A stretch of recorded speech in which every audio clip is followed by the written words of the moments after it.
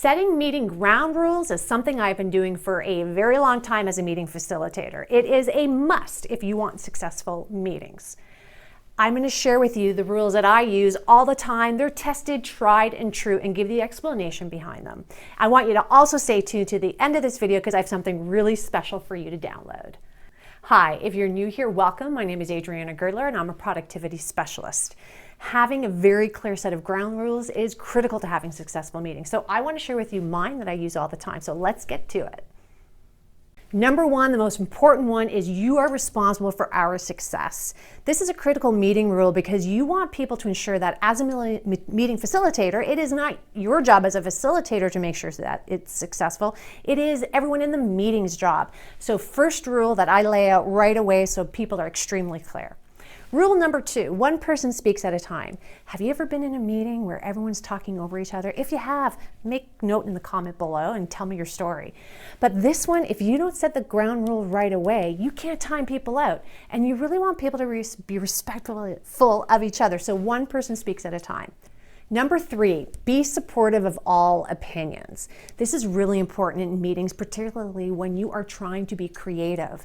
People are going to come up with ideas that maybe don't make that much sense, but you don't want to right away shut them down because then your whole purpose of creativity in your meeting is going to go out the door. So be supportive of those opinions. You'll be amazed at how you can build off of them. So I just let people know, be supportive. It is critical. You do not want to be cut off. Number four is be on time when you're returning from breaks. Yeah, I know this is a given, but you'll be amazed that all of a sudden you give a break and people wander off to their desk, start doing their email, and a half hour goes by and you only scheduled in a 15-minute break.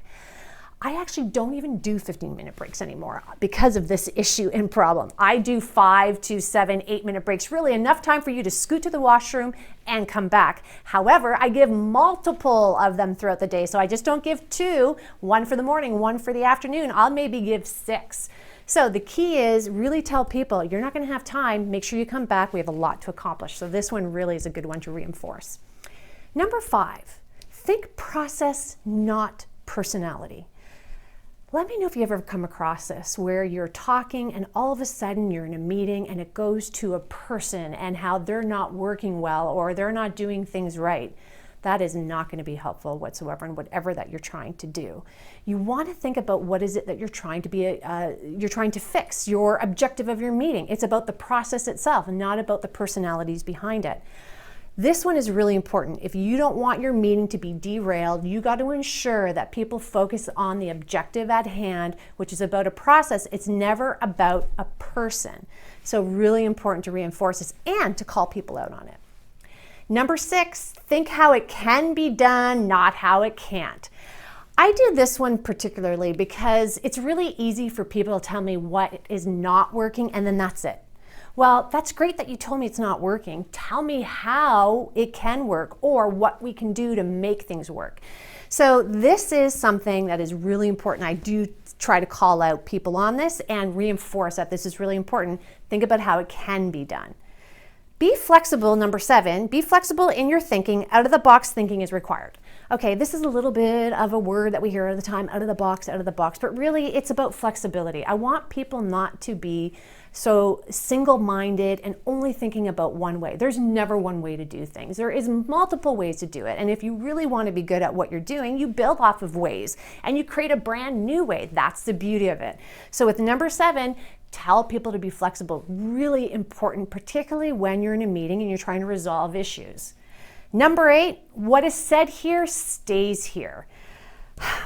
If you want to have trust and you want people to really be honest and open, because that's the really only way you can resolve things, if this meeting that you're about to have is about issues and conflict, then this has to be honored and ensured that it's enforced. So I always say what is said here stays here because I need that transparency if we're going to fix a problem or have resolution to an issue that's really been hurting a team, a department, or the organization for a long time. Number 9, phones and computers off. You think that this is a given, but I have other videos that talk about etiquette and you'll be amazed how many people are on their phones and their computers. Just don't do it. I actually tell people to turn them off, and you'll be amazed. People will shut down their screens, turn off their phones. I do a little caveat. I say, listen, if you have an emergency, then put it on vibrate and walk out of this meeting, go outside in the hallway in order to take your call. You'll be amazed how people are very respectful of this when you lay it out. And last but not least, number 10, details, details, details. If I'm skimming the surface in the meeting, I'm wasting everybody's time. We usually have to resolve something or come up with something new. We're in a meeting and you want to use meetings to ensure that they are really productive. So if that's the case, I need the details. And you better make sure when you walk out of the meeting, when you have action items, you have the details like responsibility and due dates. And is everyone clear with what they're supposed to do? And by the way, I'm going to put it on some sort of shared drive that everyone can access. Really important. These meeting rules make a difference in a productive, effective, and efficient meeting. Now for my special treat for you is you can download this poster. It's a PDF. Now, please take note. It's not this size. It's a PDF, so it's going to be an 8x11. Now, what can you do with this? Oh my goodness, so much. You can print it out poster size. You can put it in your PowerPoints. Make sure you open up every meeting with this information. You actually want to put it in every meeting room. Make it something that your organization says this is really important. Meetings are important to us, so let's ensure everyone follows the rule. So it's not just one person. Really cool thing to have. So grab it from the link below. It is yours because you are now going to be a meeting expert. That being said, I would love to hear from you. Do you actually have a favorite rule that you're going to incorporate, or do you have some additional rules that you say, hey, Adriana, why don't you add this to it? I would love to hear from you. Please subscribe to this video, give it a thumbs up, and share it with all your friends and colleagues. Until the next video, see you later. Good luck with your meetings.